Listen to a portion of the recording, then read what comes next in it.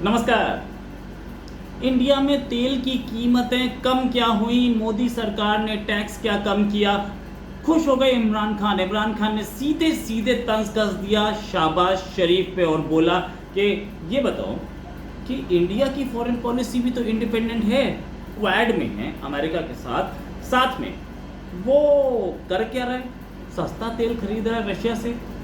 कीमतें इंडिया ने कम की, आग लगी सीधे पाकिस्तान में, इस्लामाबाद में बानीगाला से फायरवर्क। ये फायरवर्क बानीगाला से इसलिए हुआ क्योंकि कीमतें तेल की बढ़ने वाली है पाकिस्तान पे। आईएमएफ के में जो डॉक्यूमेंट्स वो साइन करके आए हैं इमरान खान, उसी के मुताबिक कीमतें बढ़ेंगी, वहाँ पे बढ़नी चाहिए, बहुत ज़रूरी है। नहीं तो आईएमएफ का मुआहदा फंस जाएगा, आईएमएफ का एग्रीमेंट फंस जाएगा और लोन नहीं मिलेगा।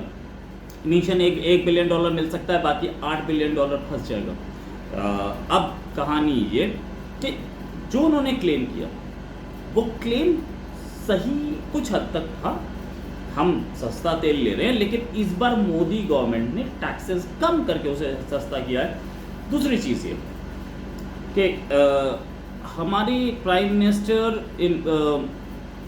नरेंद्र मोदी साहब वो जा भी रहे हैं, परसों 24 तारीख को वो जापान जा रहे हैं, क्वाड की ही मीटिंग में जा रहे हैं।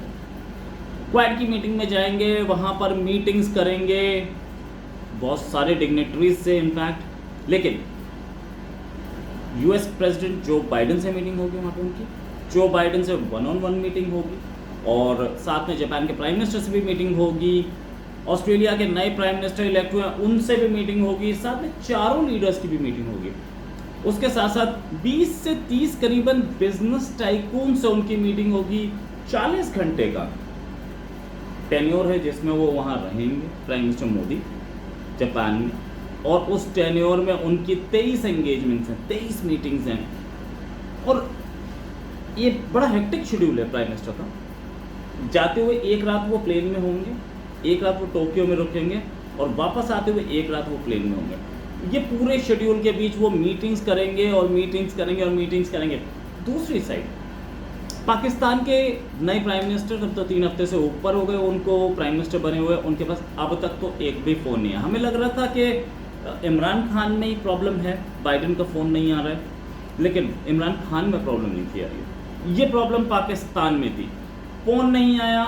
वैसे तो अपने आप को कंपेयर करते हैं, हम एटमी ताकत हैं, हमारे पास 50 न्यूक्लियर बॉम्ब हैं, हमने ये बॉम्ब इमरान खान की शादी के लिए थोड़ी बनाए हैं, और हम बहुत बड़ी अजीम कौम हैं, ऐसे बहुत सारे बोल रहे हैं। उस पर आप इनके जर्नलिस्ट देख लीजिए, लाहौर में बैठे हुए या कहीं इस्लामाबाद में बैठे हुए जर्नलिस्ट इनके यही बोलते हैं कि हम अजीम कौम हैं, हम वो कौम है किसी के सामने नहीं झुके, और वो जो इमरान खान है वो खुद बोलते हैं कि हम अल्लाह के सिवा किसी के सामने नहीं झुकते। यार झुके चाइना के सामने झुके जहाँ से पैसा चाहिए था, सऊदी अरेबिया के सामने झुके जहाँ से पैसा चाहिए था, अल्लाह से ऊपर माना आपने तब झुके आप। ये आप ही के वर्ड्स हैं, मेरे नहीं हैं। अच्छा, आगे बात करते हैं। जो इनकी मीटिंग्स हो रही हैं, एक बिलावल भुट्टो इनके नए बने हैं फॉरेन मिनिस्टर, अभी गए थे वहाँ अमेरिका, वहाँ जाके एंटनी ब्लिंकन से मीटिंग की। तो बहुत सक्सेसफुल मीटिंग तो नहीं थी, लेकिन हाँ उन्होंने एक चीज़ बोली जो कि शायद एक लॉन्ग टर्म में इम्पैक्ट दे। क्या इम्पैक्ट दे? तो बहुत इंपॉर्टेंट चीज़ यहाँ पे सोचने वाली। उन्होंने जाके एक स्टैंड लिया कि बिलावल भुट्टो जरदारी ने ये स्टैंड लिया कि अगर इमरान खान रशिया गए थे, वो भी यूक्रेन वॉर के टाइम पे, तो ये कुछ गलत नहीं, मीटिंग्स होती। अब ये स्टैंड जो है ये क्लियर करता है कि नेक्स्ट गवर्नमेंट रशिया से बेटर रिलेशन चाह रही है।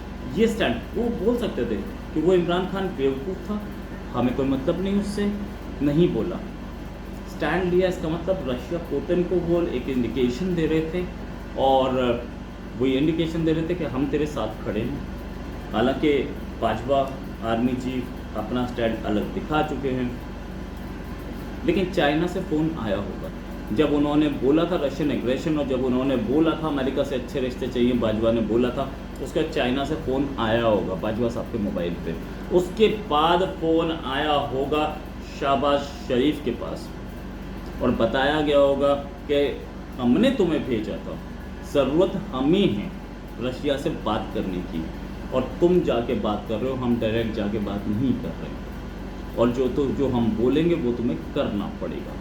अभी बिलावल वहाँ पे हैं, बिलावल के साथ हिना रब्बानी खर भी हैं, और हिना रब्बानी खर जो हैं मानी जाती हैं कि इंडिया से बेटर रिलेशंस के लिए हमेशा जद्दोजहद करती रहती हैं। अभी नहीं पता कि उनका स्टैंड कैसा रहेगा। अभी तक तो जो हमें दिखा है वो ये है कि हिना रब्बानी खर का कुछ बहुत ज़्यादा पॉलिसी सामने नहीं आ रही है। उनकी पार्टी के चीफ बिलावल भुट्टो वहाँ पर बिलावल भुट्टो ज़रदारी उन्हीं के कैबिनेट मिनिस्टर हैं, दोनों मिलकर बातचीत कर रहे हैं। इंडिया पे बहुत अच्छा स्टैंड अभी तक हमें नहीं दिखा है। जाकर के एंटोनियो गुटेरेस यानी कि यूएन के सेक्रेटरी जनरल के पास जाकर के कश्मीर राग अलाप के आए हैं, उससे पहले भी कश्मीर बोलते रहे हैं।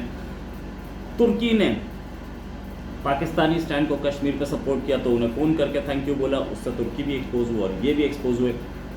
आगे अब इनका क्या कहना है? अब ये है कि they are moving into an election.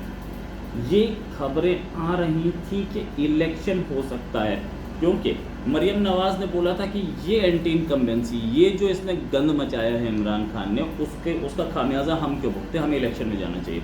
अगर ये इलेक्शन में जा रहे हैं तो ये बिल्कुल बात नहीं कर रहे, तो ये इंडिया से दोस्ती की बातचीत नहीं कर रहे। ट्रेड मिनिस्टर अपॉइंट किया और उसके बाद इन्होंने मना कर दिया कि नहीं, ट्रेड मिनिस्टर अपॉइंट किया था, हमारा कोई स्टैंड चेंज नहीं। That means new government is not in a hurry to make good relations with India. दूसरी चीज़, नई गवर्नमेंट जो आई है वो पुराने ढर्रे पर चलने वाली है। इसका मतलब इमरान खान की पॉलिसी से कोई बहुत बड़ा शिफ्ट नहीं है। और वहाँ पे बाइडेन की भी जो रिलेशंस हैं पाकिस्तान से, वो शाहबाज हो या इमरान हो, सेम अमेरिका पाकिस्तान रिलेशनशिप वैसी स्ट्रेन चल रही है जैसी थी। चाइना से पैसा नहीं आ रहा है, चाइना जाकर के चमचागिरी ज़रूर कर रहे हैं, लेकिन मामला फिर वही फंसता है कि हम अब करें क्या। मामला फिर वही फंसता है कि हम चाइना बोलता है कि हमारे पास, हम तो तुम पे ट्रस्ट नहीं करते, तुम तो इतनी घपला कर रहे हो, तुम तो इतना पैसा खा रहे हो, हम तुम्हारे पास पैसा भेजते हैं, तुम उसको यूरोप में अमेरिका में फार्म हाउस खरीद लेते हो, तो उसका क्या फ़ायदा हुआ, मैं इतना पैसा क्यों दूँ, पहली चीज़। दूसरी चीज़, चाइना बोलता है मैं तुम्हारी सेल्फ डेवलपमेंट के लिए और तुम्हें ही पैसा देता हूँ और तुम्हारे पास अपने आदमी भेजता हूँ तो वो ब्लास्ट में मारे जाते हैं, तो उनकी सिक्योरिटी का क्या। और मैं अपने प्रोजेक्ट से अपने आदमी पुल कर रहा हूँ, यहाँ तक कि कन्फ्यूशियस इंस्टीट्यूट से पुल आउट करना पड़ा, जो कि चाइना हर जगह मेंटेन करने की कोशिश करता है, क्योंकि वो थोड़ी एस्पियोनेज एक्टिविटी भी करता है उससे। लेकिन जब चाइना को ट्रस्ट नहीं है तो चाइना पाकिस्तान रिलेशंस, आप बोलते रहिए कि हिमालय से ऊंची दोस्ती और समुद्र से गहरी दोस्ती है, वो दोस्ती इस समय इस पोजीशन पे आके खड़ी हो गई है कि चाइना बिल्कुल पाकिस्तान को ट्रस्ट नहीं कर रहा। और ये बात दबी ज़बान में शहबाज शरीफ ने भी ऑफ रिकॉर्ड ब्रीफिंग में एक्सेप्ट की कि CPEC खत्म है। अभी कुछ एक खबर और आई थी कि CPEC में वो टर्की को भी साथ ऐड करना चाह रहा था पाकिस्तान। टर्की को पैसा रह कहाँ गया, टर्की खुद कटोरा लेके मांग रहा है, उसको ऐड करके क्या करोगे। तो अभी की सूरत हाल ये है कि अमेरिका से रिलेशंस ख़राब हैं, बेहतर नहीं हुई। बिलावल भुट्टो जरदारी की विजिट के बाद ही रशिया को ये वापस लाना चाह रहे हैं। पहले जो बाजवा साहब ने बोला था कि रशिया का एग्रेशन था, उस स्टैंड से ये बाहर आ रहे हैं। तीसरा, चाइना से इनको कोई मदद नहीं मिलने वाली। सऊदी अरेबिया ने कहीं ना कहीं हेल्प करने की कोशिश की है, लेकिन अमेरिका के खिलाफ जाकर वो कितनी कर सकता है। तुर्की खुद कंगाली की हालत में, लिप सर्विस के सिवा यानी कि ज़बानी हेल्प के सिवा वो कुछ नहीं कर सकता। तो अभी भी अधर में लटका है पाकिस्तान का मामला।